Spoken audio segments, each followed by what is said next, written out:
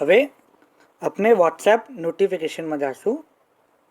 Notification એટલે શું કે જેમ નોર્મલ મોબાઈલ હોય છે આપનો, તો કોઈ મેસેજ આવે છે તો રિંગટોન વાગે છે, કોઈ કોલ આવે છે તો ટોન વાગે છે. ઓકે, વોટ્સએપ નોટિફિકેશનમાં 3-4 ફીચર છે.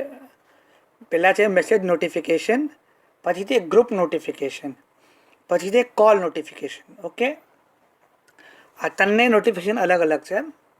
મેસેજ નોટિફિકેશન એટલે શું કે તમારે કોઈ મેસેજ કરે છે, ડાયરેક્ટ મેસેજ, જેને આપણે પીએમબી કરીએ છીએ, પ્રાઇવેટ મેસેજ યા ડીએમ ડાયરેક્ટ મેસેજ કરીએ છીએ. સો એના માટે ટોન, એમાં માટે તમે અલગ અલગ ટોન સિલેક્ટ કરી શકો છો, યા ચાહો તો એને સાયલેન્ટ પર બી મૂકી શકો છો. એમાં વાઇબ્રેશનનો ઓપ્શન બી છે, અને એક પોપઅપ નોટિફિકેશન કરીને છે. પોપઅપ નોટિફિકેશન એટલે શું કે તમારે જે મેસેજ છે એ તમારી સ્ક્રીન પર આવે, પછી તમે કોઈ પણ એપ્લિકેશન યુઝ કરતા હોય એ મેસેજ તમારી સ્ક્રીન પર આવે. લેકિન આ પોપઅપમાં બી 4 ઓપ્શન છે. 4 ઓપ્શન શું? પહેલું છે નો પોપઅપ, એટલે કે કોઈ બી મેસેજ ક્યારે બી પોપઅપ ના થાય. મેસેજ આવે લેકિન જ્યારે તમે વોટ્સએપ ખોલો ત્યારે જ તમે મેસેજ જોઈ શકો. સેકન્ડ છે only when screen is on.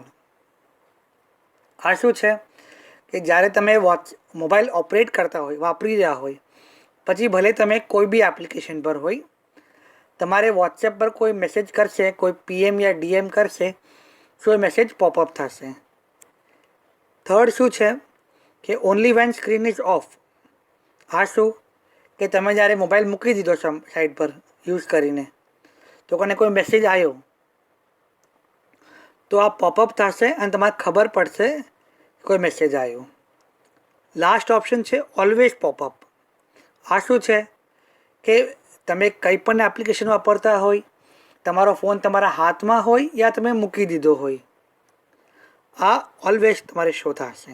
Okay, second છે ગ્રુપ નોટિફિકેશન. ગ્રુપમાં 2 ટાઈપની નોટિફિકેશન છે, એક જનરલ નોટિફિકેશન છે અને એક કસ્ટમ નોટિફિકેશન છે. આપણે પહેલાં જનરલ નોટિફિકેશન જોઈએ.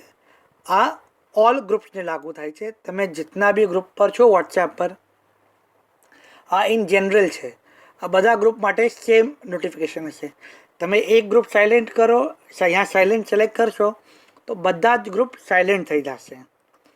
વાઇબ્રેશન, પોપઅપ સેમ ઓપ્શન છે. અને રિંગટોનમાં બી જે હવે વોટ્સએપનું ફીચર છે વોટ્સએપ કોલનું, એના માટે બી તમે અલગથી રિંગટોન સેટ કરી શકો છો. આ બી એક ફીચર છે કે તમે તમારા મોબાઈલમાં જે રિંગટોન રાખો છે એ સેમ તમે વોટ્સએપ કોલ માટે બી રાખી શકો છો. આમાં બી વાઇબ્રેશન ડિફોલ્ટ જેમ તમે મોબાઈલમાં રાખેલું છે એમ, યા ઓફ, ઓન યા ઓફ એમ રાખી શકો છો.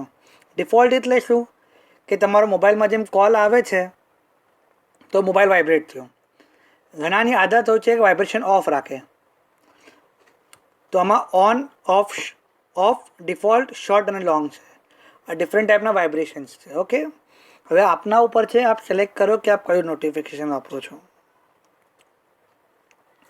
આ આપના 3 વિડીયોઝ થઈ ગયા. હવે 4th વિડીયોમાં આપણે જોશું કે ગ્રુપ કસ્ટમ નોટિફિકેશન, જે નવો ફીચર છે કે કોઈ ગ્રુપમાં તમે છો, કોઈ ગ્રુપમાં તમે વોટ્સએપ કસ્ટમ નોટિફિકેશન, એ શું છે કે આપણે કોઈ બી ગ્રુપમાં છે, સો આપણે ઘણીવાર ખુશીથી એડ થઈએ છીએ, ઘણીવાર આપણે કોઈ ગ્રુપમાં કોઈ કામથી એડ થઈએ છીએ, ઘણીવાર આપણે શીખવા માટે એડ થઈએ છીએ. ઓકે, સો આ મેં એક એસએમબીનું ગ્રુપ બનાવ્યું છે, લર્ન એન્ડ ટીચનું, આપને બતાવવા માટે કે આ કસ્ટમ નોટિફિકેશન એટલે શું છે.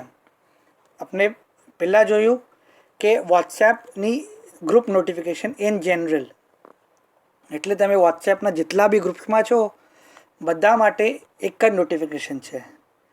વોટ્સએપે આને એડવાન્સ કર્યું છે કસ્ટમ નોટિફિકેશન કરીને. એટલે શું કે પહેલાં તો તમારે આ ગ્રુપ છે ફલાન ગ્રુપ, કોઈ બી XYZ, આપણે એસએમબી લર્ન એન્ડ ટીચ ગ્રુપ બનાવ્યું છે. અને પહેલાં તો મ્યુટ, કે આમાં મેસેજ આવ્યા જ કરશે લેકિન તમારે ક્યારે બી ખબર નહીં પડે કે મેસેજ આવ્યા છે. બસ ખાલી મેસેજના કાઉન્ટિંગ વધશે. જ્યારે તમે ફુરસતમાં હોય તમે જોઈ શકો. ઓકે. બીજું છે કસ્ટમ નોટિફિકેશન. કસ્ટમ નોટિફિકેશન શું છે કે આ જો આપણે ગ્રુપ નોટિફિકેશન જોયેલું સાયલેન્ટ. આમાં તમે કોઈ બી ટોન રાખી શકો છો, પોપઅપ યા નો પોપઅપ રાખી શકો છો. ઓકે. વાઇબ્રેશનનો ઓપ્શન છે કે કોઈ ઇમ્પોર્ટન્ટ ગ્રુપ છે તમારું તો તમે એના માટે કસ્ટમ નોટિફિકેશન યુઝ કરી શકો છો. કસ્ટમ નોટિફિકેશનનું બેનિફિટ શું છે કે તમારે જે ઇમ્પોર્ટન્ટ ગ્રુપ છે